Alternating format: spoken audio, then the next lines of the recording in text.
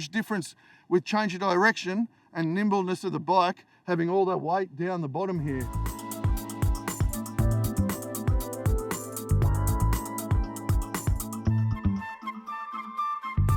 How are you guys? It's Jeff Ware here from BikeReview.com.au. I'm in sunny Palm Springs, California for the global launch of the latest 650 twin from Royal Enfield, the 650 Bear.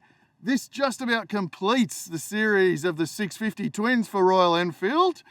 You might remember I came here way back in 2018 for the Interceptor 650 twin and the Continental GT. That was an awesome launch at Santa Cruz. Those bikes really woke the whole world up to Royal Enfield and has kind of really revolutionised the brand in the mid-size capacity market. They've been able to build on that platform.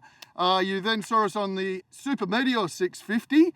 We went to the launch of that in India and also in Australia. So that's their cruiser. The classic 650 has been launched, but we haven't ridden it in Australia yet, but you will see that soon. And I came to LA just in December last year, and you may have seen my Shotgun 650 launch. The Shotgun 650 is the bobber style.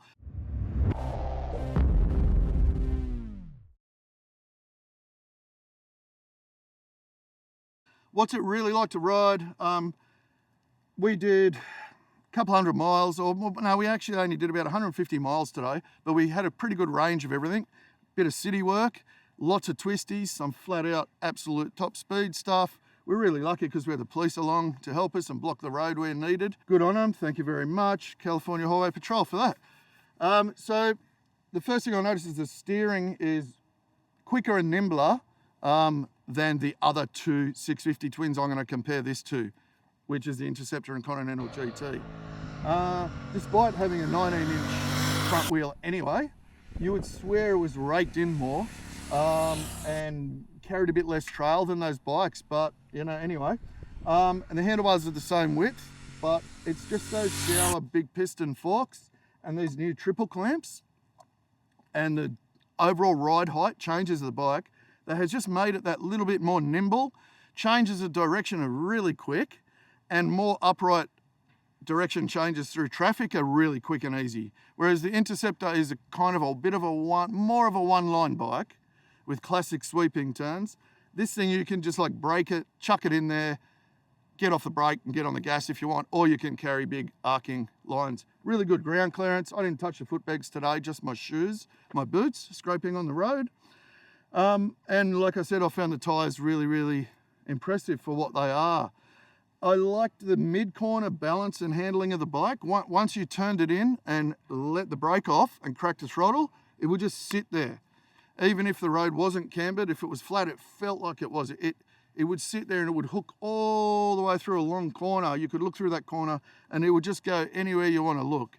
And that just shows a really good job the development riders at Royal Enfield do and the experience they've had through the previous models. And I know those guys, I know the riders, I've ridden with them a lot. They're fast. I knew it was going to be good, and it really, really is.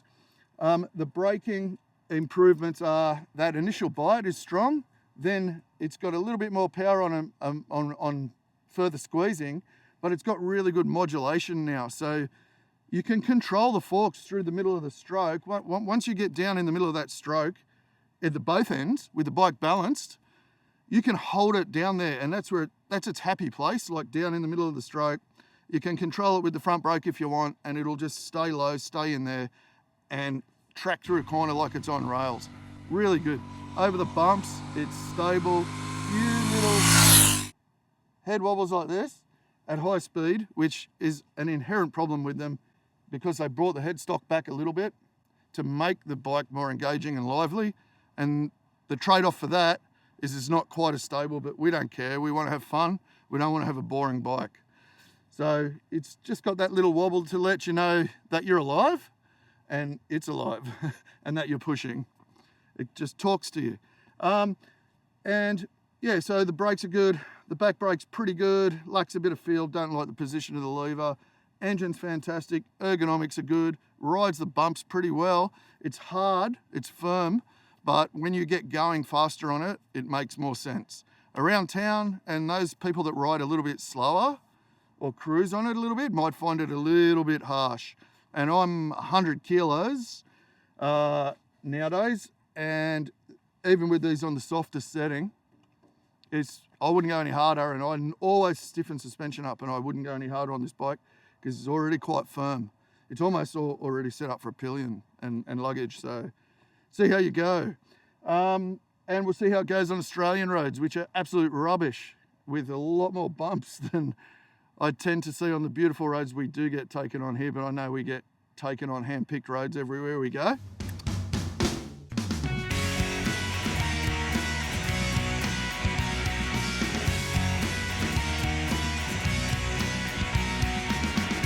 Not everyone wants to ride a Himalayan, not everyone wants a pure road or naked bike, so they've done a scrambler. It's sort of somewhere in between. It's a road bike, not a dirt bike, but it's better on dirt roads than a road bike. Does that make sense to you?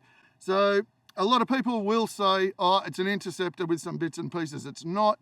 It's 70% new parts. The frame's the same from here back. It's strengthened up a bit around the foot pegs because you stand up on this bike sometimes to ride it. The foot pegs are forward and a little bit wider than they are on the Interceptor. They've got rubber bungs in them for the road, and you can peel those off for off-road riding. And the rear brake is an off-road style rear brake pedal. The frame's kicked up at the back here, and we've got a bit more rear travel on the suspension. The shocks have been upgraded now to SHOWA from Gabriel suspension, which is what was on the Interceptor and Continental GT. The swing arm is a little bit longer than it was before, and it's a little bit stronger. It has to be for that off-road riding. The rear brake disc is larger, and the caliper and master cylinder ratio is bitier than it is on the other models. That's for off-road use as well. We've got spoked wheels, front and rear. The rear's a 17-inch and the front's a 19-inch. I stuck with that. That gives you decent compromise for off-road, and it looks kind of cool as well. And they've had these local MRF tyres made in India, and to me, honestly, like, they just feel like Pirelli Scorpions or something like that today. Like, we were going full tilt today, and we wouldn't have gone any quicker on road tyres, believe it or not. At the front, we have SHOWA big piston forks with more travel, and they're higher.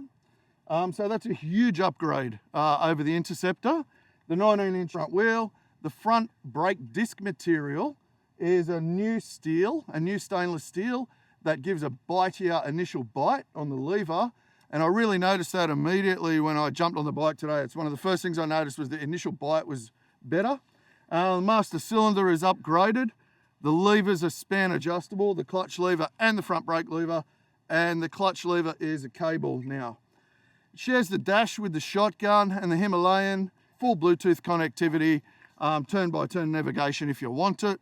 The handlebars are Interceptor. They look to me straight off the Interceptor, but they've got these better high gloss switch gear here, and the grips are grips you find on the Meteor, the Shotgun, and some of their other cruisery models. They're like a more chunky grip than is on the Continental GT and on the Interceptor. The tank is quite narrow between the knees for standing up, and we did a tiny bit of off-road today, and it was quite comfortable between the knees for squeezing that for a bit of support. And then it's got this scrambler style seat. Initially I thought it was going to be really hard because it is quite thin and firm, but I mean, we rode all day today and no dramas there. Scrambler style side covers here with your toolkit down in here as well. A really good pillion grab rail, and it's strengthened around the back of the bike here to carry a little bit more gear and luggage. A really big visual change and performance change is the 2-into-1 exhaust system. And what that has done is move the cat converters out of the mufflers and put them more centrally down in here. And the mate makes a huge difference with change of direction and nimbleness of the bike, having all that weight down the bottom here.